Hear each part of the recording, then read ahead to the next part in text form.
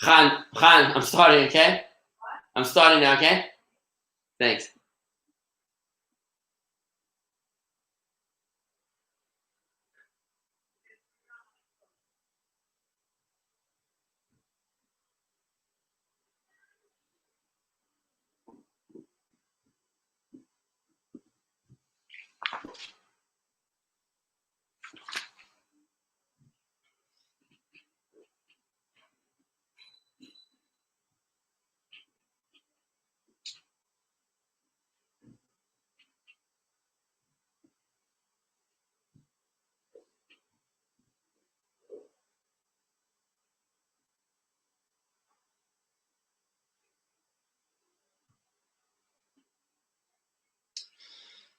Good evening and welcome to Paradigm Shift, redefining our perception of religion. Tonight, we're going to talk about a groundbreaking approach to religion. Many people think of religion as incompatible with critical thinking, but it's the Rebbe's approach to religion and leadership that inspires us to realize that not only is there room for critical thinking within religion, it is absolutely vital to the proper performance of religion. In fact, if you're not using critical thinking, if you're surrendering your intelligence in favor of your religion, you're just not doing it right. I'm Rabbi Dovid Vigler of Chabad of Palm Beach Gardens, and I'm happy to be here tonight teaching this course, Paradigm Shift. We're up to lesson 4, an independent unit of 6 transformational ideas by the Lubavitcher Rebbe, 6 gifts of wisdom that the Rebbe gave to our generation. Whilst in the previous 3 lessons, we spoke about 3 big ideas that the Rebbe brought to the world. Tonight we're going to be talking about the Rebbe, the movement, and his leadership as a microcosm to our relationship with God and how the Rebbe teaches us how we are supposed to relate to God, not by surrendering our intelligence, but on the contrary, using problem solving and brainstorming, using our minds in the service of our religion. Today is 2020. We are 26 years after the passing of the Rebbe on the 3rd of Tammuz, when many critics, independent thinkers, felt that this was the end of the Chabad Lubavitch movement. In famous articles from the Los Angeles Times and other places, they felt that once the Rebbe was no longer on this earth, there was no hope for the Chabad movement. But time has shown us otherwise. In another article from National Geographic, printed in 2006, the article reads as follows: now headquartered in Crown Heights, Brooklyn, the group was relatively small and little known when Rabbi Schneerson became Rebbe in 1951. During his 43-year tenure, he pioneered a system of shluchim, or emissaries, charged with going out into the world to open Chabad centers, spreading knowledge of Torah and Judaism. Some feared that the Lubavitch movement would dwindle after the Rebbe's death in 1994, but today there are more than 3,000 centers in 70 countries, nearly half of them founded after Rabbi Schneerson's passing. These critics assumed that Chabad was all about the charisma of our Rebbe, but they were so incredibly wrong. This all comes together in a powerful conversation between a Reform rabbi and the Rebbe, which speaks to the essence of the Rebbe's leadership. The Rebbe's response to this Reform rabbi is going to be the subject and the content of tonight's discussion. It is our analysis of the Rebbe's profound response to the Reform rabbi about the nature of Chabad leadership that gives us a transformational perception on how we can approach our faith and what room we have for critical thinking, for brainstorming, for problem solving within our religion. It all started when Herbert Wiener, a famous author and Reform rabbi, asked this question to the Rebbe in a private audience. And I read from his book, 9.5 Mystics. I remembered, quote, that this was my last chance and resolve to ask even the most embarrassing questions in an effort to solve the enigma of Chabad Lubavitch. I explained to the Rebbe that more than a year had passed since I began trying to understand the movement, and that I'd come to him now with a confession. I did not understand. Would he mind if I started this interview by asking him about the character of a chassid? Rabbi Menachem Mendel smiled and told me to go ahead. As before, I could speak in English, but he would answer in Yiddish. And here's the question. Isn't the fact that Hasidim turn to the Rebbe for almost every decision in their lives, isn't this a sign of weakness? A repudiation of the very thing that makes a man human, his bechira, his freedom of will. This was the question posed to the Rebbe by the Reform Rabbi. Aren't Hasidim too devoted to the Rebbe? It seems like they've lost their self-analysis. It looks like they turn to the Rebbe for every question, like they idolize and turn to the Rebbe for everything without using their own brains. Isn't that a dismissal of our most choicest gift, which is our intellect? And he continues, the Rebbe's answer came without hesitation, as if he had dealt with the question before. A weak person, said the Rebbe, is usually overcome by the environment in which he finds himself. But our Hasidim can be sent into any environment, no matter how strange or hostile, and they maintain themselves within it. So how can we say that it is a weakness which characterizes a Hasid? This, my friends, is the Rebbe's response. You ask about Hasidim being weak because they turn to the Rebbe for advice in all matters? They don't think for themselves?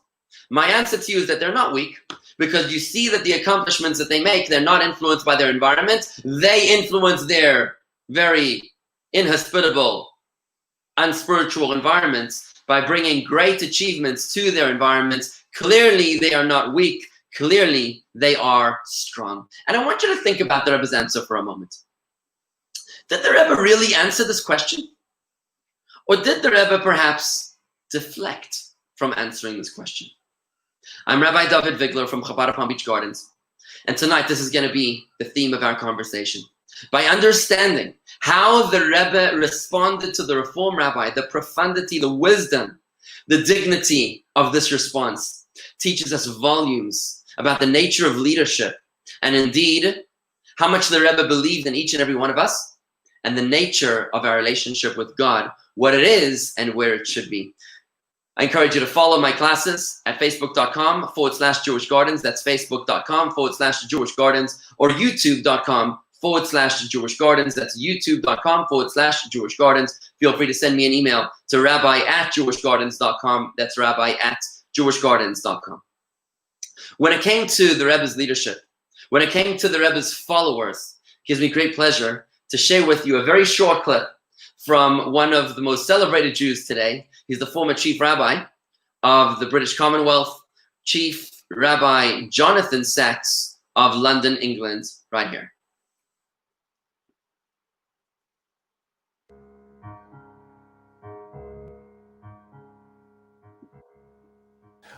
What I saw in the Lubavitcher Rebbe was this, that other Jewish leaders that I've met created followers.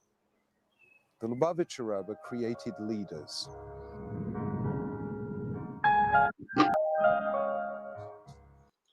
A profound perception of the Rebbe's leadership, that the Rebbe didn't create followers.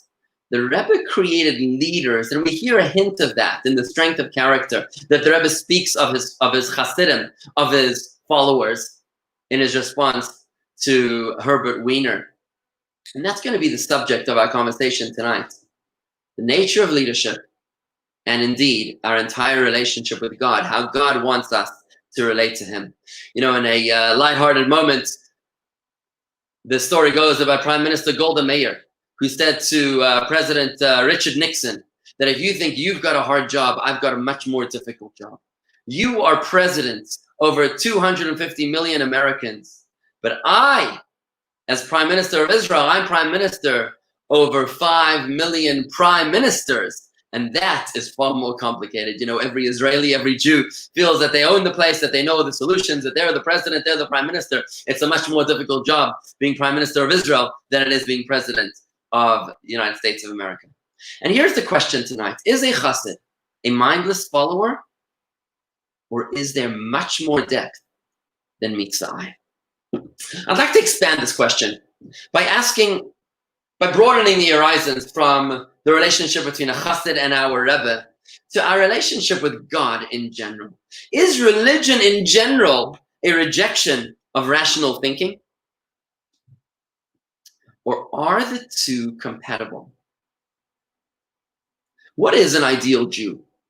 Is an ideal Jew one who has no questions because he feels no need to question, he's surrendered his intelligence to God? Or is maybe an ideal Jew one who has questions but obeys nonetheless, despite his challenges? Or is maybe a third paradigm, one whose obedience of God's will is accompanied by an understanding of and an appreciation for the reasons for God's command? An interesting question to ponder. When we look at the response of the Jewish people to God at Mount Sinai when we first accepted our mission statement as Jews, we find a very curious response. Do you want to receive the Torah? The Jewish people responded with two fascinating words. Two words that shaped the mission of our nation, and indeed, two words that hold the secret to our successful relationship with God, as we'll be discussing.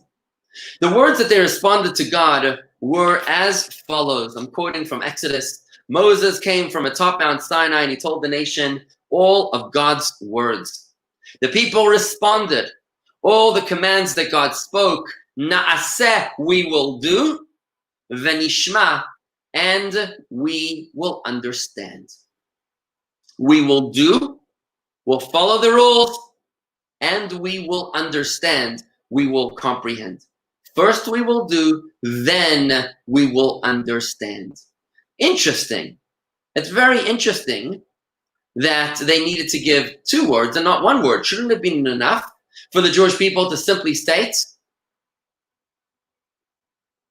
we'll do, yes? Do you want the Torah? The answer is yes. Instead of just saying yes, they said yes, and then we will try to intellectually comprehend, to fathom the reasoning behind what we're doing. God expresses surprise, according to the Medrash, that his children had accessed his secret, quote from the Medrash, and proceeds to endow each Jew with two crowns. Let's look at this Medrash. The Talmud states, when the Jews preceded, we will do, to we will understand, 60 myriads of ministering angels came and placed two crowns upon each and every Jew, one corresponding to their first statement, we will do, and the other corresponding to we will understand. Let's think about this a moment. Why did they need two crowns? Wasn't it enough for them just to say, yes, sir, aye, captain, we will do exactly what you want us to do, and that's it?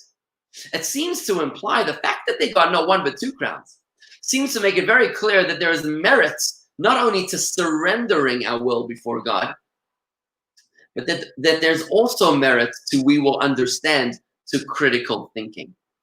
And that's why they received two crowns. It seems apparent from this encounter at Sinai, the two crowns given to each Jew, that it's not enough for us just to surrender our will before God, but that critical thinking, understanding, and reasoning is vital to our commitment to God. And that's the big question of tonight. How can critical thinking be compatible with religion? What room is there for a thinker when it comes to our relationship with God? Doesn't God just want us to do as we're told? Does God really want us to think and to understand? Does it matter to God that we should think and understand? Let's take a look at a case study, a biblical case study that sheds light upon this enigma. As the Jewish people had just exited the persecution and slavery in Egypt, and they were at the threshold of the promised land. We read this Torah portion just a few weeks ago when Moses is preparing to conquer the promised land, and the Jewish people proposed that they send spies to scout the land. Like any other enigma that Moses ever had, he turned to God.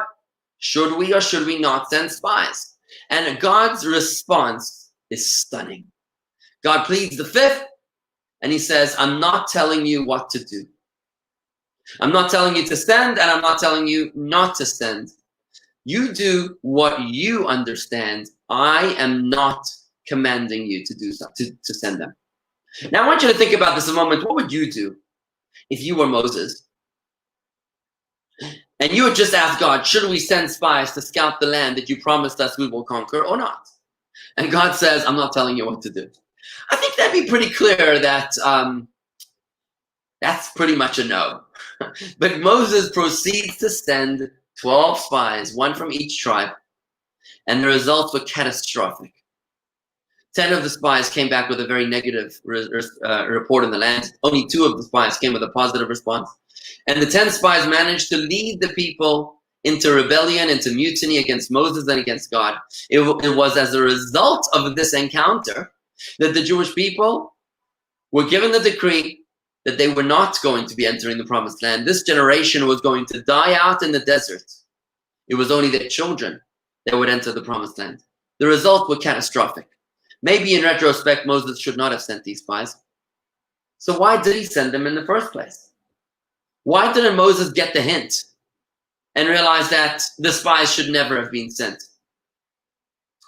The question is even strengthened when we hear that Joshua, Moses' successor, when he becomes leader of Israel, one of the very first things that he does is to prepare to conquer the city of Jericho. And despite the fact that Joshua was one of those 12 spies of Moses, who experienced and saw for himself the disaster which the first 12 spies was, he proceeds to send 2 spies of his own. He doesn't even ask God. He sends 2 spies of his own to scout out the city of Jericho before he proceeds to conquer it. Clearly, sending spies was something that Moses and Joshua thought was a good idea. But why? Why did they think that this was a good idea? Why would God have declined from giving them any instruction and any guidance? Didn't they realize that God's silence was more than likely an indication of his reluctance that he didn't want the spies to be sent? And here we encounter a revolutionary analysis from the Rebbe, something that transforms our perception of our relationship with God and the place that we have for our critical thinking in our relationship with God. The Rebbe explains what Moses was thinking. He explains that there's actually 2 ways that we can relate to God.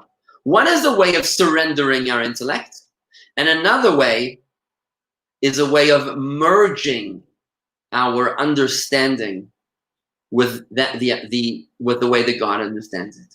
We can either turn off our intelligence, or we can turn it on and sync it with God. It's the Ethics of the Fathers that introduces us to these 2 approaches. In Ethics of the Fathers, chapter 2, it reads as follows. It gives us 2 directives. Make his will into your will. Make God's will your will. And then a second statement, nullify your will before God's will. We have 2 approaches here to God. The second approach is surrendering, nullifying our will before God. Turning off our brain and just doing whatever God says. Yes, sir, aye, captain, no problem, consider it done. But a deeper and higher level of relating to God, preceding that of nullifying and surrendering, is make his will your will. Not surrendering your intelligence, but optimizing your intelligence to mesh with the understanding of God. The moment that Moses asked God whether he should send spies, and God says, I'm not going to tell you what to do. I want you to make your decision if you wish you should send. It was at this moment that Moses realized that God was allowing him to step it up, allowing the Jewish people to mature our relationship with God from one of no intelligence of surrendered intelligence to one of enmeshed intelligence, to one of synchronicity with God's understanding, where our understanding meshes and synchronizes with that of God. And here it is in the Rebbe's words. Moses was not at all anxious when God told him, send for yourself as per your understanding. I am not commanding you. If you wish, you may send. He wasn't anxious. Why? To the contrary, Moses rejoiced.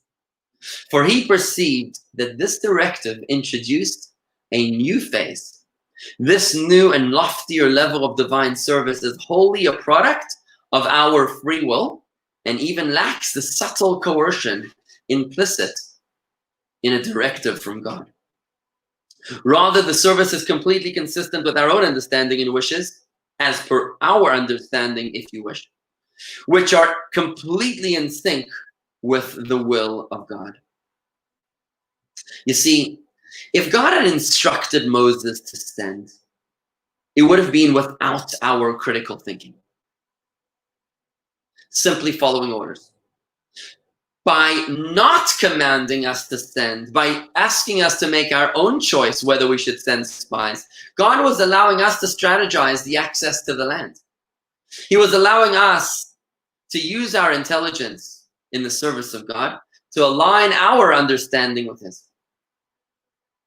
You see, when we use our intelligence in the service of God,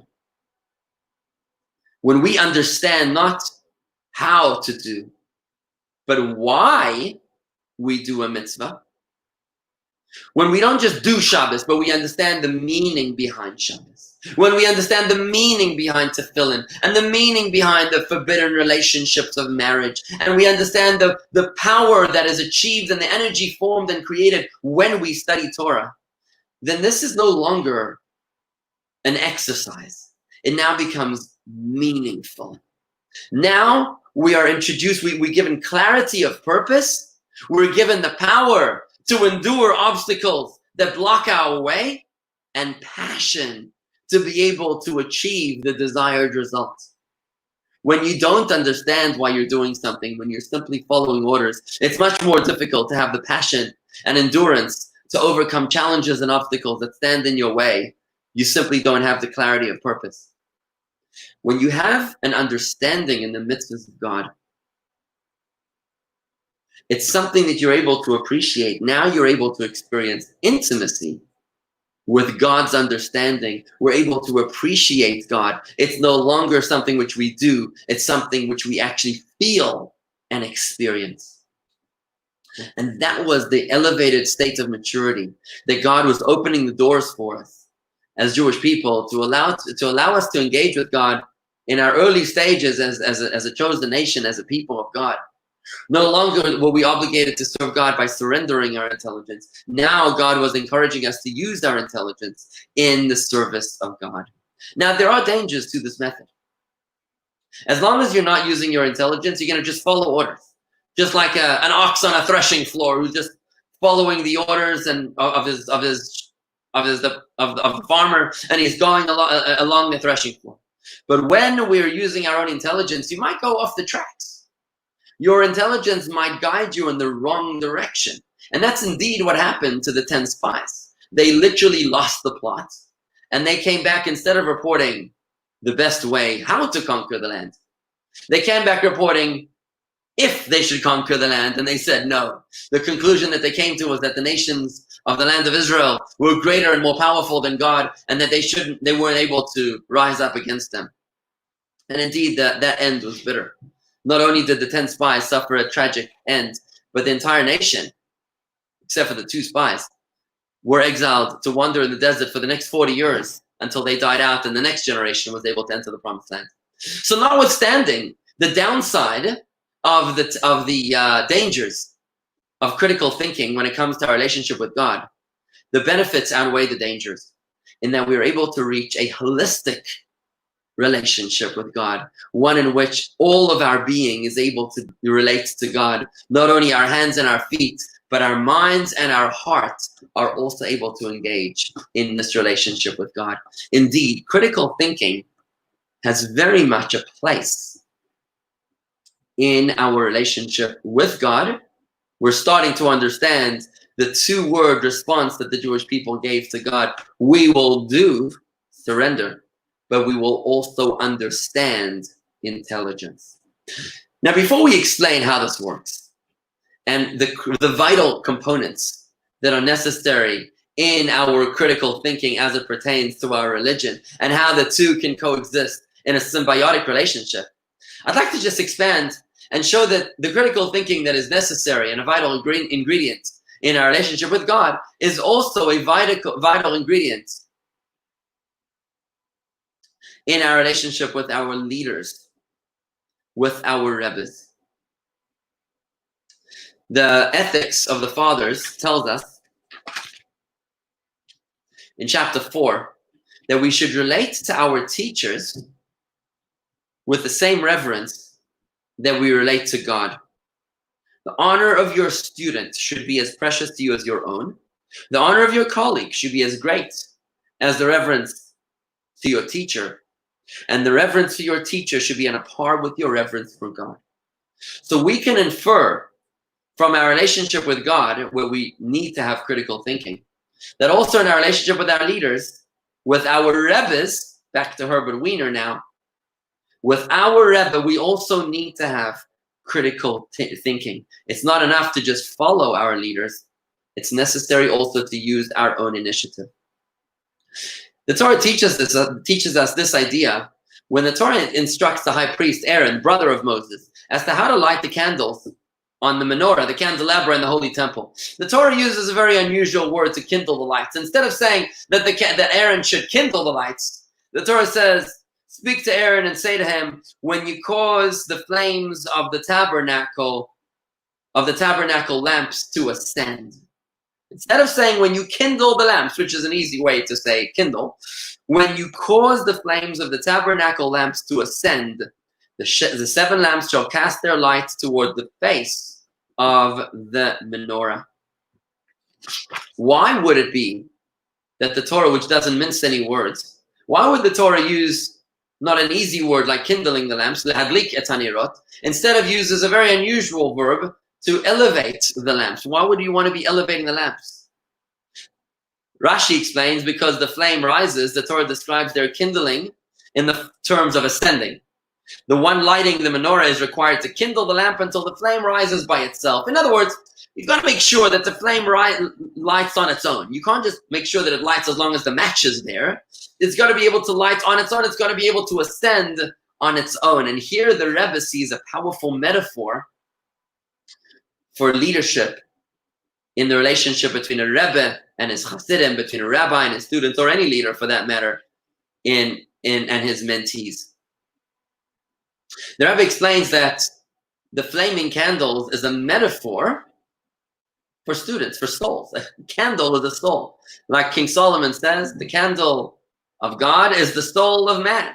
Ascending candles, lighting candles so that they light themselves, is a metaphor for how we're supposed to teach our students, to the point that they're self-motivated, that they're self-sufficient, that they're able to understand on their own, to the point that even when the teacher's gone and the student is still able to survive and thrive without the presence of the teacher. And here it is in the words of the Rebbe in 1991. God grants us the powers to perform our service of igniting and illuminating ourselves and the world with the light of Torah and mitzvah. In addition, we receive powers from Aaron the high priest, the shepherd of Israel, who ignites the candle of God here in this world. We also receive guidance and inspiration from our parents, educators, and the people with whom we interact. Nevertheless, we cannot suffice for the powers and guidance we receive from God and others, because the ultimate and truest service necessitates us to be flames that rise on our own after we are ignited by others. The light of Torah and mitzvah must permeate us to the extent that we ourselves become independent sources of illumination and no longer require the efforts of a mentor, the one who ignited our flame in the first place, because we have become self-subsistent flames. This, my friends, is the idea, the doctrine of avoda b'koach atzmo, self-motivated divine service, What the Rebbe is teaching us here is that our relationship with God needs to be one in which we ourselves are able to hold our own. You can't just be a student as long as your teacher is present. And once your teacher is absent, then you've lost all direction and inspiration. You've got to be able to be a student who stands on his own 2 feet. The way to do that is using your own intelligence. If you come to shul every Shabbos and you're inspired by the rabbi's sermon, that's wonderful. But what happens when there's a quarantine and you can't hear the rabbi's sermon anymore? Are you still inspired on Shabbos, or are you running on fumes? The kind of inspiration that we have to give our mentees is one where we demand from them self-motivation. Avoda b'koach atzmo, divine service from your own strength and your own merit. The way to do that is through critical thinking, through understanding it yourself, through considering the teachings of your teacher to the point that you can solve problems on your own through brainstorming and deliberating. You can understand and appreciate the teachings of your teacher even when your teacher is no longer there. By the way, this instruction was given to Aaron the high priest because it is the responsibility of the mentor, not the mentee, to guide the student to self-motivated service through critical thinking. It's Aaron who was commanded to lift up the candle flames.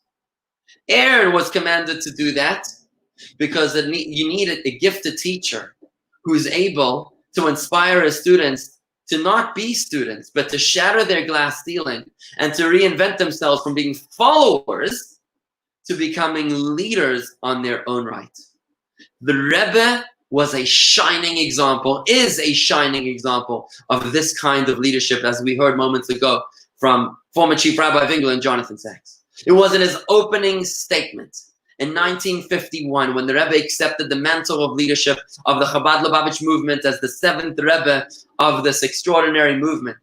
The Rebbe made it very, very clear that he is not going to spoon feed anyone. You've got to work this out on your own. Listen to the Rebbe's own words in 1951. Listen up, fellow Jews, said the Rebbe. The Rebbes of Chabad demanded that their Hasidim take personal action and not rely on their Rebbe. After all, even God himself does not impress piety or proper conduct upon anyone. We must all work, therefore, with the entirety of our bodies and our souls, not just with our hands and our feet, but with our hearts and our minds, with our critical thinking. I will not withhold my assistance, God forbid. I will help to the best of my ability, said the Rebbe, but I cannot do the work on your behalf. Of what good will it be for me to publish Hasidic discourses, to sing Hasidic songs and say l'chaim at Hasidic gatherings if you all don't do your part? The Rebbe, my father-in-law, would say, the previous Rebbe, don't be delusional. This is the Rebbe's opening statement. Each one of us must personally transform our foolish tendencies and material passion into holiness because no one else can do it on our behalf. The Rebbe demanded from us self-motivation. The Rebbe demands that we stand on our own 2 feet in our service of God, and indeed, as Hasidim of the Rebbe. You are not supposed to simply follow blind faith. You need to have critical thinking.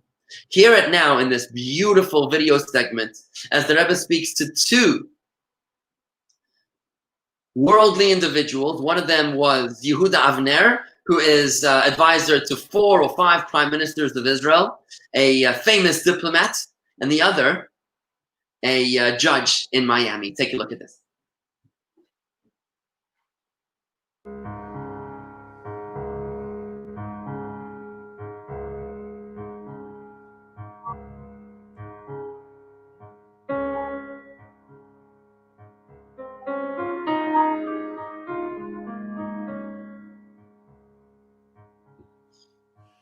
אני אגיד לך מה אני משתדל לעשות.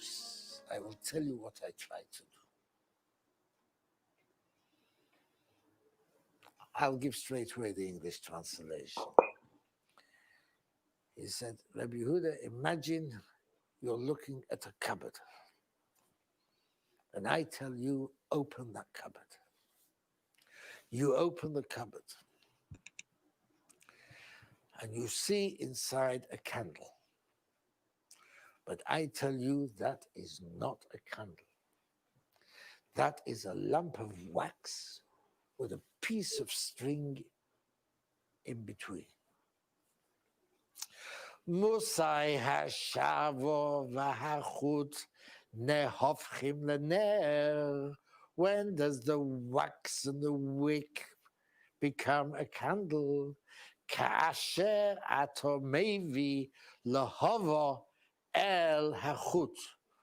When you bring a flame to the wick.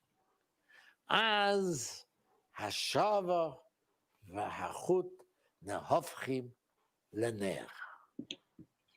Lemor, that is to say, they fulfill the purpose for which they were created. That is what I try to do. Shekol ish v'isha yekayim es hamatorah shalamana heim nivro. That every man and woman should fulfill the purpose for which they were created. When you bring the flame to the wick is inside, and that is the soul, then it brings to life the body, which is the wax, and the body and the soul fulfill the purpose for which they were created. And that is by the Eish HaTorah, the fire of Torah. And then, this I can say, he began to talk to me about the Sixth Fleet in the Mediterranean. In detail. And about how it would be of strategic advantage to Israel if we could persuade Washington to establish a supply base for the Sixth Fleet in Haifa. It's 2:10 in the morning. I rise. He escorts me to his door, takes me by the hand, both hands. And I say to him, Ha'im ha'Rebbe hidlik et haner sheli? Has the Rebbe lit my candle? He said, no. Nosati lecha es ha'gafur. Rak ato yachol lahadlik es haner shelcha. I have given you the match. Only you can light your own candle.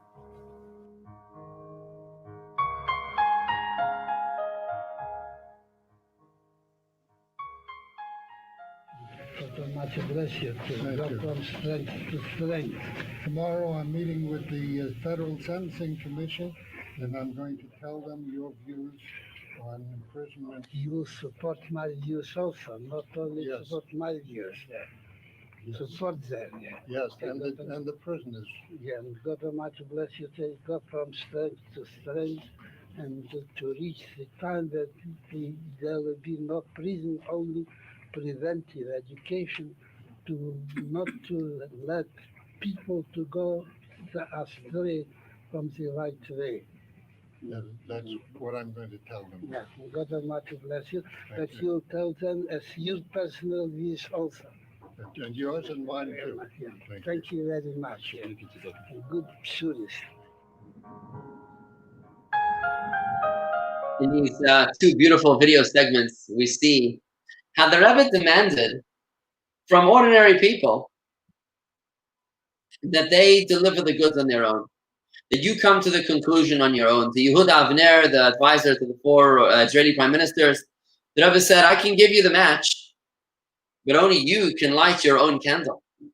To this judge from Miami, the Rebbe said, it's one thing for you to report my views, and I hope you agree with my views, but I hope that you share them, that you actually feel them yourself, that you agree with them, because that is what it's all about. I don't want to spoon feed you my wisdom. My goal is that your wisdom should understand and be part of this equation as well. And we find this phenomenon of empowering one's students to think for themselves in every aspect of the Rebbe's extraordinary tenure as leader of the Chabad Lubavitch movement. You see, the Rebbe's, one of the great revolutions of the Rebbe was the 5,000-6,000 emissaries and Chabad centers that are around the world. And you'll notice that most people think that we were sent as shluchim. You know, I'm the shliach to Palm Beach Gardens in Florida, and someone in headquarters sent me and my wife to Palm Beach Gardens, but that's not really the case. A tiny percentage of the shluchim, of the emissaries of the Rebbe, were actually asked to go to their locations. The overwhelming majority, well over 99% of the shluchim, asked on their own for the merit of being sent on shlichus, of being able to represent the Rebbe in the various locations that they were, whether it was California or our grandparents in Italy or elsewhere across the world. The vast majority asked on their own. The Rebbe didn't want to force this upon anyone. You, on your own, have to come to the understanding and appreciation that this is what you want, then I will be able to empower you. But if you, I'm not going to send you and make you do something that's against your will. And in fact, as we learned earlier from that quote from National Geographic, it was after the Rebbe's passing in 1994 that the overwhelming majority of Chabad houses were opened. It was only a small percentage of Chabad houses that are open today that were around before 1994. The vast majority were opened after 1994, including our own Chabad in Palm Beach Gardens, opened only 15 years ago in 2006. The Rebbe wanted us to do it with our own understanding. That is leadership, where your students become leaders on their own instead of merely following orders. And you know, another fascinating thing about Chabad houses is that we're not funded by headquarters. Each and every Chabad house is funded on its own. We have to raise our own funds from our own communities. Why? Because this empowers our communities to feel a sense of responsibility and a sense of ownership, a sense of belonging, of possession of our own Chabad houses, of our own shuls. When Joe the plumber is a supporter to his local Chabad house, then he feels like an owner, like a partner in the Chabad house, as opposed to someone who just shows up one day to a beautiful building, all guns blazing, traveling at full throttle. The Chabad house was sent from headquarters with everything, including the kitchen sink. Then everybody that attends the Chabad house is merely a spectator, is nothing more than an attendee. But by opening Chabad houses from the grassroots, my wife and I showed up in Palm Beach Gardens in a rented car from our wedding savings, and we rented a house with our wedding savings, and we sent out flyers advertising high holiday services, and slowly but surely we built programs, events, and lectures to be able to draw the community around us. And together we sat around the table and we worked out how we were going to build our own indigenous community by the strength and leadership and guidance of our own constituents. That is empowerment, not only of the Rebbe's Hasidim, but of all of the students of the Rebbe, including the secular Jews in the far-out communities where the shluchim, the emissaries, operate. And in fact, the Rebbe gave very interesting instruction to each Chabad house. There's no real global compliance when it comes to Chabad houses. The Rebbe gave very interesting guidance as to how the shluchim, the emissaries, the Chabad rabbis, should conduct themselves in each of their respective locations. In a fascinating talk in 1988, the Rebbe said as follows: the following is my general response to the emissaries, to the shluchim, who have doubts or questions as to which methods are appropriate or advisable in the course of implementing their shlichus, their ambassadorship of disseminating Judaism and the wellsprings of Hasidic teachings. My answer is that they should act upon their own understanding of the situation. A judge must rule based on the evidence before him, quoting the Talmud. In every location, said the Rebbe, according to its unique needs and circumstances. This is how the Rebbe wants us to operate. Not in a way that we need the Rebbe in order to survive. In 1988, it was almost as if the Rebbe was foreseeing a time when he would no longer be able to lead us the way he was for 44 years. The Rebbe foresaw a time where we would be living in a spiritual darkness without a leader. And the Rebbe wanted us to be able to stand on our own 2 feet, to be able to find the answers within ourselves in a stunning encounter that the Rebbe had with a non-Lubavitcher, a non-Chabadnik.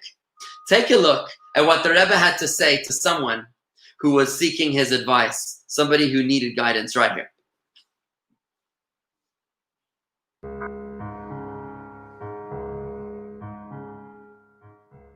I had specific questions about the direction of my psychology career. And also, I wasn't sure at that point for my children. At that point, my oldest was about starting school. She's 5 or 6 years old. And we weren't sure about chinuch for the children. There were most of us chinuch in Silver Spring, in that area in Washington. Weren't sure about that. And like everybody else, I guess, I had my own questions of emuna and bitochen. Some were philosophical questions, but some were really lemaisa kinds of questions.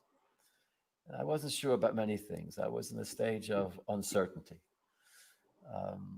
I was then in my very early 30s, so maybe it was too young for a midlife crisis, or maybe I just got the midlife crisis earlier than some people. And I was probably depressed because of this, or just in general. And I wasn't sure where to go. I called him up from the house, my apartment in Silver Spring, and I got through immediately to the Rabbi. And in the background, he answered the phone. Oh, hello, who's this? In English, if I'm not mistaken. And the Rebbe said from the distance, I know it was the Rebbe's voice because I knew the Rebbe's voice. Veruft Reret. So he asked me, Veruft. So I said, Ich bin Ayid from Maryland, from Silver Spring, Maryland. Why are you calling? I didn't say my name. He says, why are you calling? So I told him, I have questions about my decisions I have to make, about my career. I spoke to him in English. About my career. I have questions in Emunah. I'm a person with many, many questions. I'm a very, very uncertain stage of my life. And I would like to ask the Rebbe certain questions about decisions I have to make. I use the word uncertainty and decisions. So as I was talking, the Rabbi was like paraphrasing what I was saying on the phone. I imagine so that the Rebbe should hear. He's saying, decisions, namuna, and professional choices, things like that. And I could hear the Rebbe say in the background, Zogim as es is do Ayid in Maryland, Zuvemen soll reden. And der Yid heißt Weinreb. So the Rebbe said to me, did you overhear what the Rebbe said? I didn't believe my ears, all right, because I knew for sure I didn't say my name. I wasn't going to say my name unless I was directly asked, and no one ever asked, what's your name? So he said, did you hear what the Rebbe said? So I said, no. I wanted to hear it again. He said, the Rebbe said that there's he said, he quoted the Rebbe verbatim in Yiddish, as ist du a Yid in Maryland, zu wem sollt reden, sein Nomen is Weinreb. So I told the Rabbi, my Nomen is Weinreb.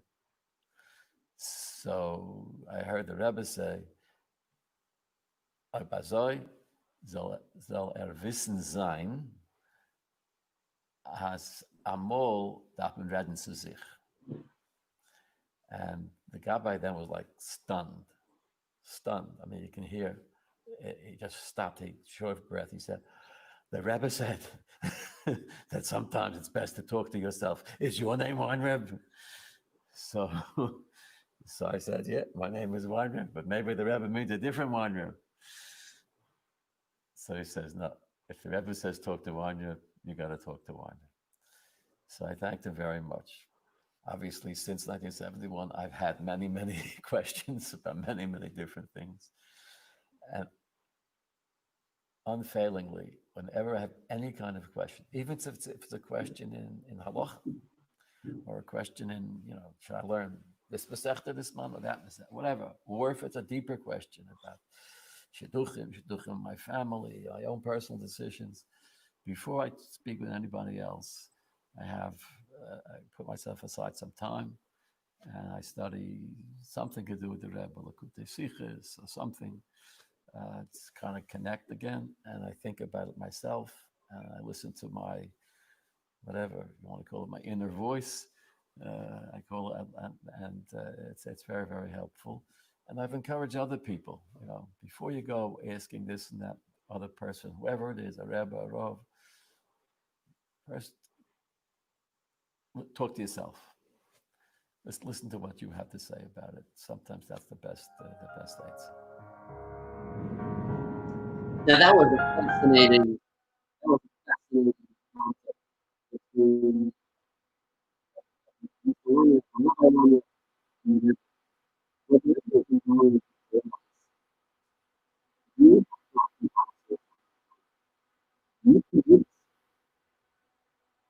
and you don't need anybody else. You can use it on what we do so far is that whether it's in a relationship with our Rebbe, with our Vigler, or whether it's in a relationship with God, turning off our brain in the service of God is not the right way to do it. That's an immature approach to it. The way you have to go for it is by turning on our. The way that you have to go about our relationship with God and with our leaders is by understanding. You don't hear me? I see the sound is a little garbled. Can you hear me now? Testing, 1, 2, 3. Testing, 1, 2, 3. Oy vey, I don't know why this is muffled. It's better now. Okay, thank you, Yosef. That was like the voice of God there. Can you hear me better now? Friends, can you hear me on the, if you could post your comments, tell me if you can hear me. Testing, 1, 2, 3. Good now. Thank you, Alyssa. Appreciate it very, very much. Oh, look at that. I saw your comment on the screen. That's interesting. We're actually using a new format. I just want to thank Mr. Yosef Vigler, who is part of the JLI team of production, who is helping me here with this broadcast. Thank you very much, Yosef. Very much appreciate it. I don't know what I would do without you. So it's a slightly different platform than we're using today, and I'm just getting the hang of it. So thank you for bearing with me here. What I was starting to say, friends, is that in our relationship with our leaders, in our relationship with our Rebbe, in our relationship with our God, turning off our intelligence is not the right way to go. That is an immature approach to religion. Critical thinking is a vital approach to religion and to Hasidism and to how we approach our leaders in general. But the big question we have to ask ourselves is, how do you know that the critical thinking, that the conclusions, that the problems that that the solving of the problems that you come to is the right way to go? How will you know that what you're thinking, your conclusions, is the right way to go? We just heard from Mr. Rabbi Weinreb now that when it came to marrying off his children, he had to make his own decisions and he came to their own conclusions. How did he know that he wasn't having some incorrect conclusion? Moses was told by God, send on your own critical thinking. I'm not telling you what to do. I'm not going to spoon feed you. How did Moses know that his conclusion was the right conclusion to send the spies? In fact, how do we know that we don't have the same result as the 10 spies? 10 of those 12 spies in the Torah came back with a very negative report, and they obviously were a failure. Their critical thinking was wrong. Only 2 of those spies came back with the correct response. So what can we do as ordinary people, you and I? What can we do to ensure that the conclusions that we come to with our intelligence, when we're not just following orders, but when we're considering and deliberating, that those conclusions are in fact consistent with the will of God? Just like the Mishnah told us in Ethics of the Fathers earlier, it said, make his will into your will. Merge your will with the will of God. But how do I know that my will is going to be the same as God's, and that my conclusions are not going to be different from the conclusions of God? And here, my friends, were introduced to something which really blew my mind. When I learned this idea, it really was unbelievable. I love this whole concept, and I hope that you'll be able to relate to it too. The Rebbe teaches us that the only way that our critical thinking will lead to a healthy relationship with God is if our critical thinking is preceded by humility, by an attitude of surrender before God. As the Jewish people said, first naaseh, we will do, yes sir, and only afterwards we will comprehend. Remember that God said, who revealed the secret to my children? And I said I was going to explain it later. This is what God was talking about according to the Rebbe's explanation. That wisdom is never truly objective. Critical thinking is never truly objective. It depends and is influenced by the context of its origin. Only when we come in with a context, with a foundation of humility, of surrender, naaseh, we will do, then the critical thinking, the nishma that we will understand that follows, will be one that is consistent with the will of God. But if your critical thinking is not founded on a foundation of humility, then it could go in any direction. Just like a tree, if planted on straight ground, will go straight. If planted on crooked ground, will go crooked. Let me give you an example of what I'm talking about. The Torah tells us that you're not allowed to give a bribe to righteous and wise judges. The Torah calls them righteous and wise. And even they shouldn't accept a bribe. Why not? Clearly, the bribe is not going to cause them to lie in their judgment, in their verdict, because then they wouldn't be wise and then they wouldn't be righteous. The Rebbe explains that what a bribe does to a judge is that it very subtly, inconspicuously changes his allegiance. It makes the judge feel like he owes something to the one that gave him the bribe, and therefore the critical analysis that the judge will make, what seems to be objective thinking, will actually lean in favor of the one who gave him the bribe. If you've received a bribe, then your heart pledges allegiance to the one that gave you the bribe. You feel indebted to the person that gave you that. And now the critical thinking that follows is on a crooked foundation, one that is not truly objective, one that isn't truly true to the subject, but is slanted and leaning towards the one that gave you the bribe. Think about it for a moment. Why is it that college professors have such an anti-Israel stance? Why is it that scientists have such an anti-God stance? Is science ideologically opposed to God? Think about this for a moment. Does science preclude the existence of God? The answer is no. When you study science, good science and good Torah are in perfect harmony. But why is it that so many scientists come to a rational conclusion that doesn't allow for the existence of God? It's because the environment in which they're coming from is one of kfira, is one of heresy and apostasy, where there is no room for God. There is no such thing as objective wisdom. Wisdom is always influenced by the foundation and the context in which it was conceived. Think about this a moment. We're living now within 4 months of our national election, one of the most highly polarized times in American history. You give the same set of information, the same facts to a Democrat and to a Republican. The same exact fact. What's going to happen? One of them will come to the conclusion that President Trump is an angel, and the other one will come to the conclusion that President Trump is a demon. The same set of facts will be interpreted in two different ways based upon the context in which we analyze those pieces of information, which is the reason why there can't be any normal dialogue these days between the polarized political groups, because the facts don't matter anymore. They're interpreting the facts in different ways depending on the context in which they were conceived. That's why when you listen to cable news, whether it's Fox or ABC, NBC, CNN, it's larger than life. It sort of makes this impression upon you with all the the showmanship and the music and the official, the whole thing. It makes it look so official that it clouds our analysis, our rational analysis of politics, and it becomes an echo chamber. Then when you watch one set of news, you're coming to an analysis, to critical analysis, which leads in one direction, and you're watching the other side of the political spectrum will lead you to the opposite conclusion because of the foundation in which the news was presented to you. They try to say that it's facts, not opinion, but in reality, we all know that the cable news networks are all teaching us specific ideologies that they're trying to promote. Same thing with Hollywood.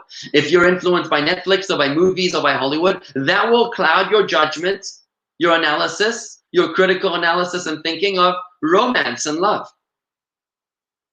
And now we can understand why the Rebbe said to the shluchim, to the emissaries, that of the Chabad houses in 1988, you guys can work this out yourself. You don't need to turn to me anymore. Because what the Rebbe was saying to them was, look at you emissaries. You've devoted your life to representing the Rebbe.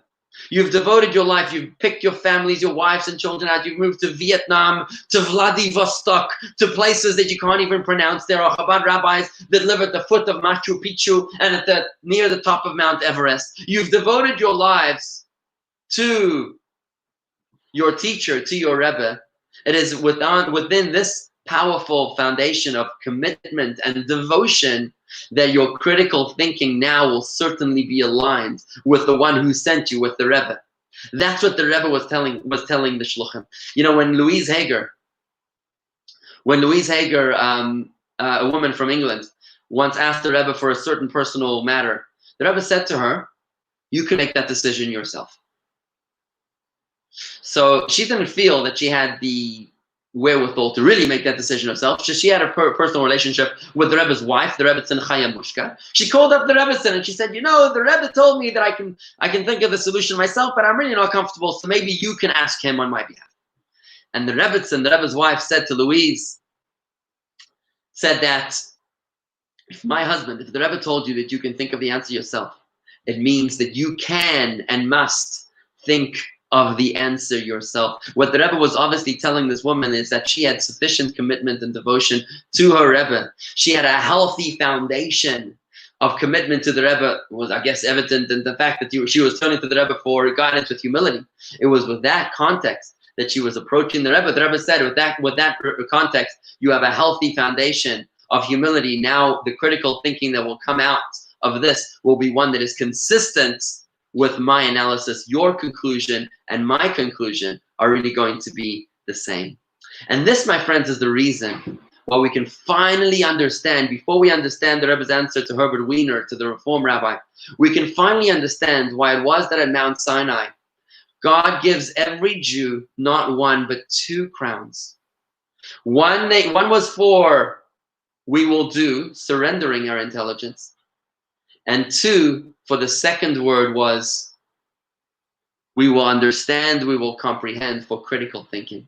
Because both of these are vital in our relationship with God. It's not enough to just have critical thinking to power our passion and our endurance and our clarity in our intimate relationship with God and our holistic relationship with God.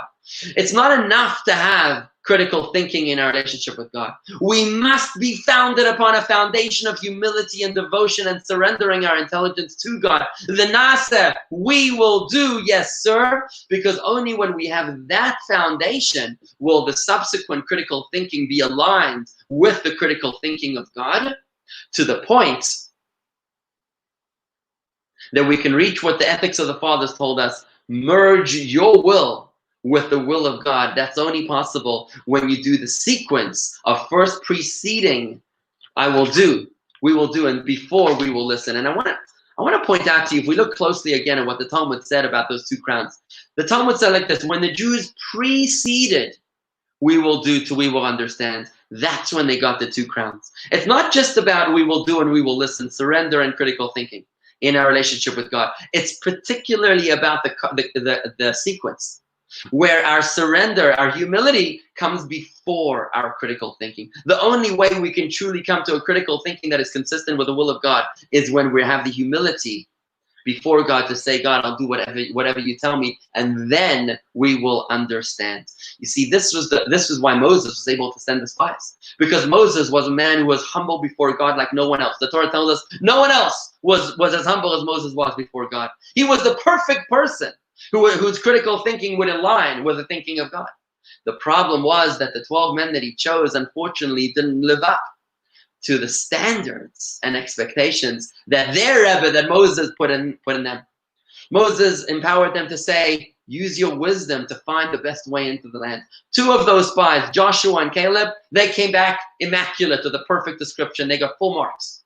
But the other 10 spies came back with a negative response. Their critical thinking did not align with that of God. They rejected their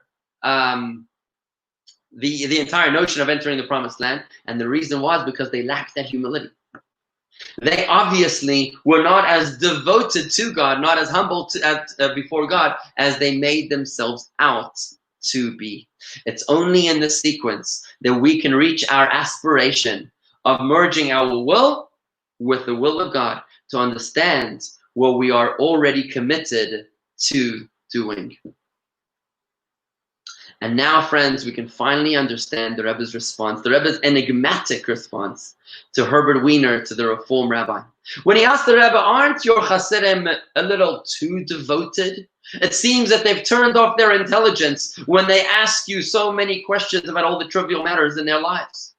It seems that the Hasidim have forfeited the most prized possession of a human being, which is Bechira, freedom of choice. And now when the Rebbe responds by saying that they are not weak, they are strong people, and the proof is in the pudding, that they're able to influence their very harsh and hostile environments and not be influenced by their harsh and spiritually hostile environments. It seems almost that the Rebbe was deflecting from answering the question. But now we can finally understand. We can finally understand that what the Rebbe was saying is, yes, they are devoted. They're devoted to their leader, but that's not the be-all and end-all. They are critical thinkers, as evidenced by their tremendous achievements.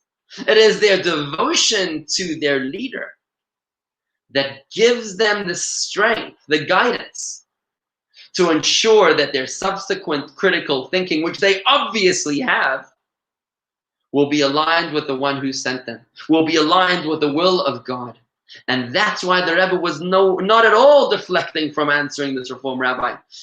Rabbi Wiener, what the Rebbe was saying is that their devotion to me, to their Rebbe, the Rebbe never spoke about himself, he was so humble. It is their devotion to their Rebbe that enables them, that empowers them to be the extraordinary leaders that they have clearly become.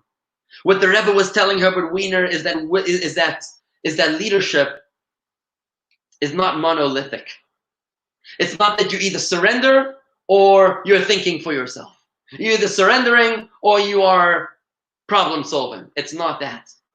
The true way to problem solving is on a solid foundation of commitment and devotion. Nase before Nishma, we will do before we will understand, just like the Jews did at Mount Sinai. This was the secret that God expressed surprise as to who revealed the secret to my sons.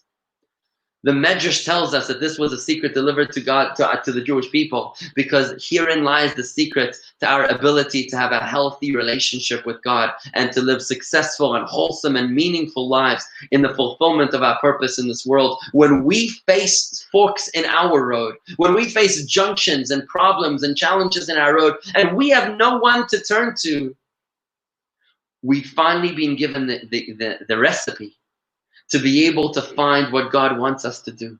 On a solid bedrock foundation of humility and devotion and commitment, we can build our critical thinking to know that the conclusions that we come to will certainly be consistent with that of God Almighty up in heaven who's watching us. And I find it so interesting that Rabbi Weinreb, from the video that we just saw, he said that whenever he has a crossroads in his life, many years have passed since 1971, he said, and I've had many, many dilemmas and questions. But each time that I have a question, here's what he does. He doesn't just stop and think.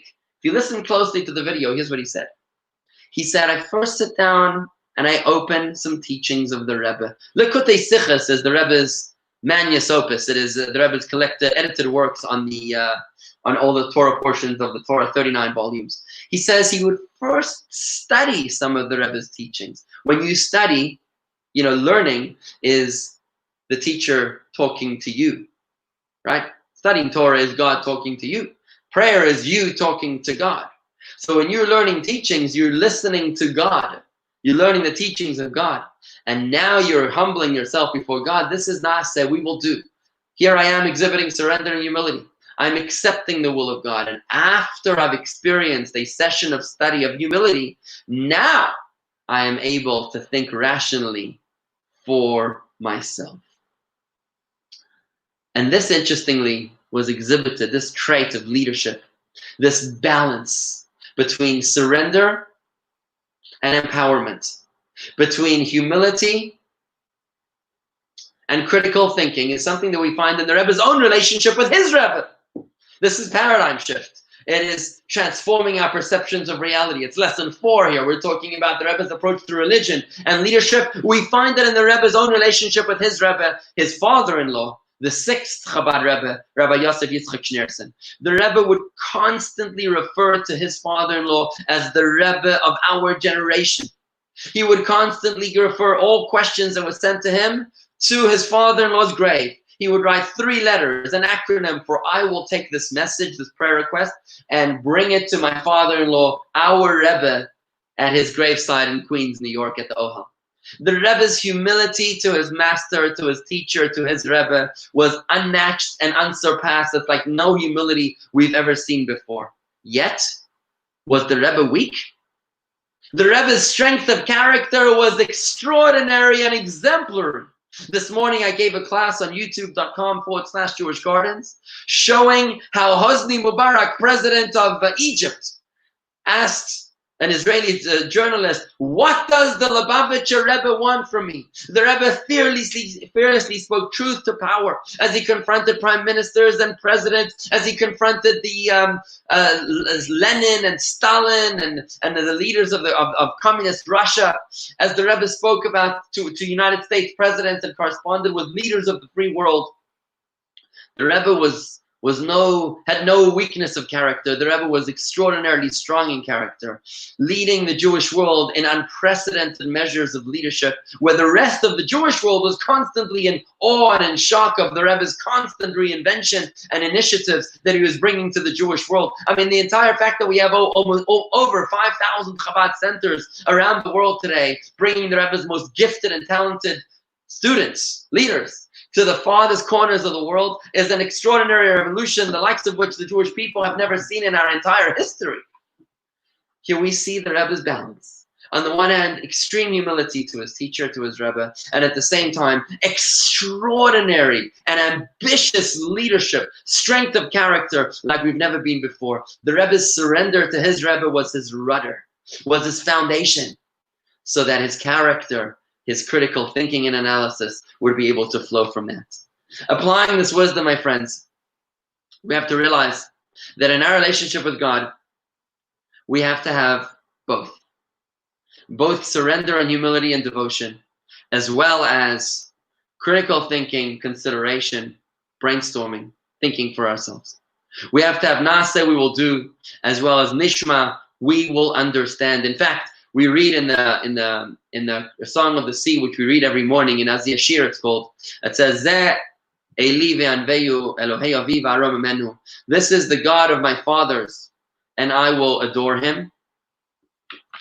The God of my ancestors, and I will exalt him.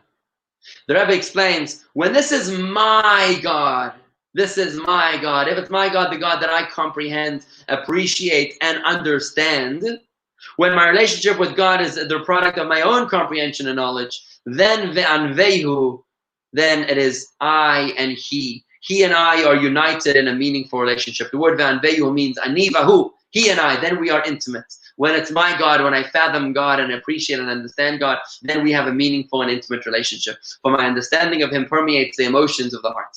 If, however, I do not comprehend the divine, and I depend on the faith of my family tradition, I do the mitzvah because that's what my ancestors told me to do, because it's the God of my father. Then I just exalt him. Then God remains exalted and beyond me, and I remain emotionally distant from him. We have to ask ourselves, friends, which parts of your divine service are lacking in my God? Which parts of your service of God do you do because that's what your parents told you to do? Or because that's what your teachers told you to do? Do you lay tefillin because you understand the meaning of tefillin? Or do you do it because that's what Jews do? Do you have a bris on the 8th day for your grandchild? Because that's just the way we Jews do it, or because you truly appreciate and understand the meaning of the bris, the meaning of the kosher food, the meaning of the Shabbos and the Yom Tov, and every other nuance of the 613 commandments? Which parts of our divine service, of your divine service, require more nishma, require more understanding we will comprehend? And on the flip side, which part of your divine service needs more naaseh, we will do, needs more surrender, needs more commitment and devotion? And when it comes to your mentees, I see someone posted a question here that he didn't want to mentor anybody. You should mentor people, and you should encourage them to be the best that they can be, to bring out the best within themselves. Empower your mentees to be greater than you. The Talmud tells us that two people a person is never jealous of: your son, your child, and your students. Empower your students to be more powerful than you, like the Rebbe who created no followers, only leaders. Are you demanding of your students enough commitment in the beginning of their spiritual journey?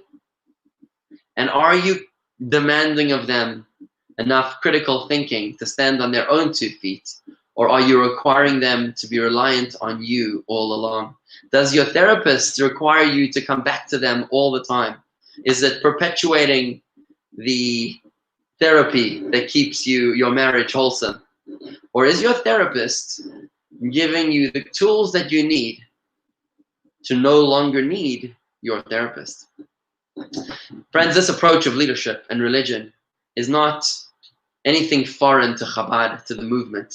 You see, the word Chabad means idea, understanding, and application or realization. Chabad is empowering our intellect to be able to serve God. Not only to serve God because I believe.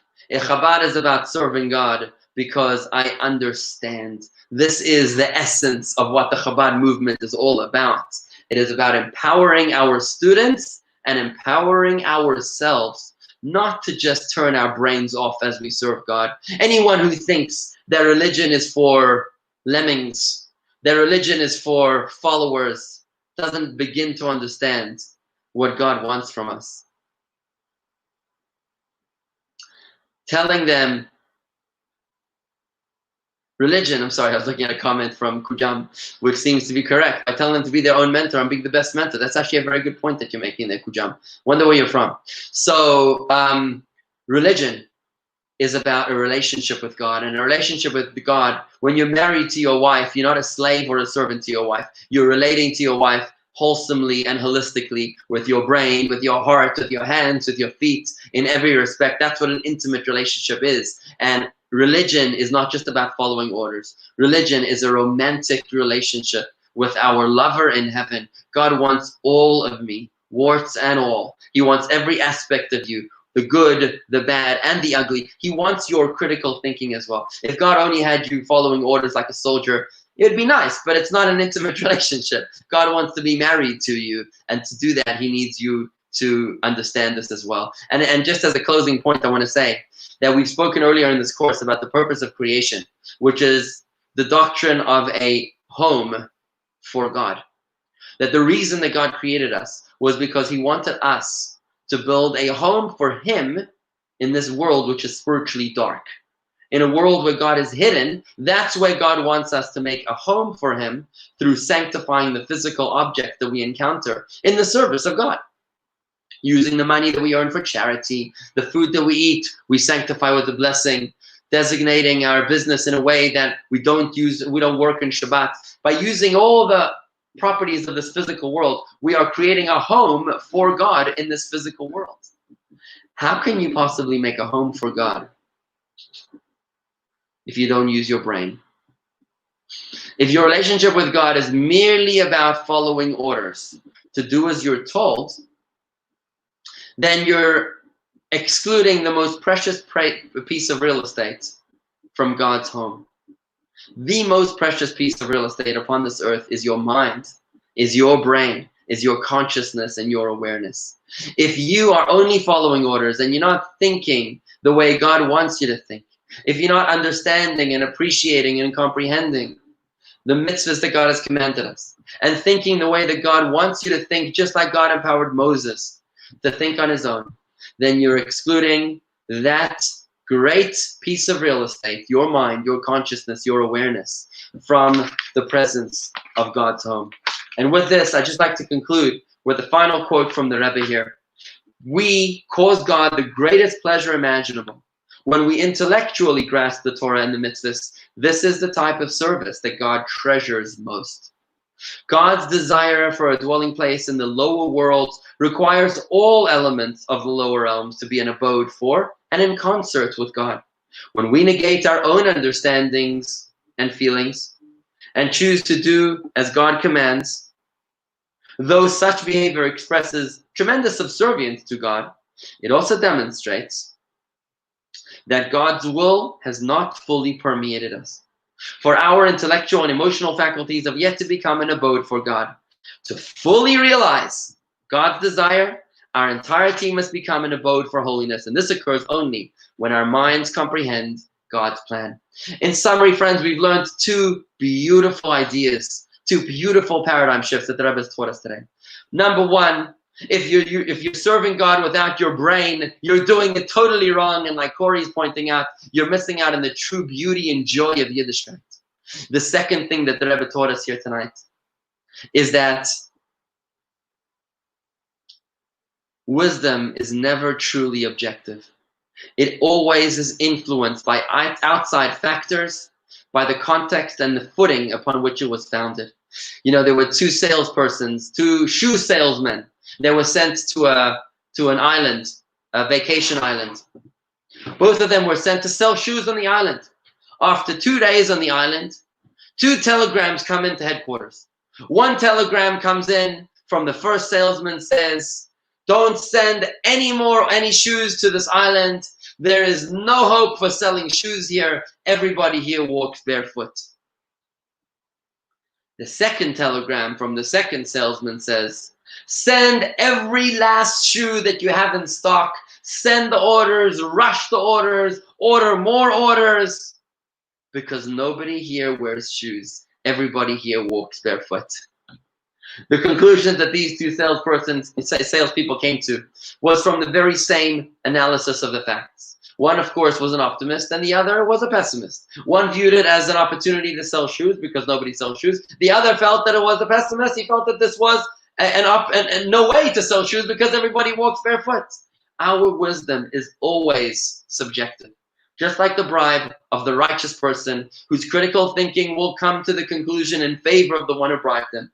We have to remember that critical thinking alone is not enough. It's got to be founded on that secret that God gave to his children, on the secret of being preceded by humility, by devotion, and by faith. It's only when we can make the pledge to say, "Hashem, I am here for you. I will follow your orders, and only afterwards will I try to comprehend and appreciate and understand what you're telling me." It's then that we will truly be able to merge in a magnificent, intimate relationship with God, where our will is merged with the will of God. Not like that immature level of the ethics of the fathers, nullifying your will before God, but like the higher level, the one that Moses rejoiced over, the level of merge your will, make your will the same as that of God. And the way that we do that is by having our critical thinking based on a foundation of devotion and commitment. Friends, when we need to face our challenges today, we've got a lot of questions. How do we deal with the quarantine? How do we deal with the pandemic? How do we deal with social distancing? How do we do high holidays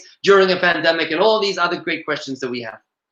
If we can learn and apply the secrets of first exhibiting devotion, first exhibiting humility before God, through studying, doing a mitzvah, living a lifestyle of commitment to God, it's then that the rational thinking that follows will be one that is aligned with the will of God. You have the power to solve your problems. Sometimes you need to just speak to yourself in order to solve your problems. You can do this. And one final anecdote was when the Rebbe was teaching his teachings.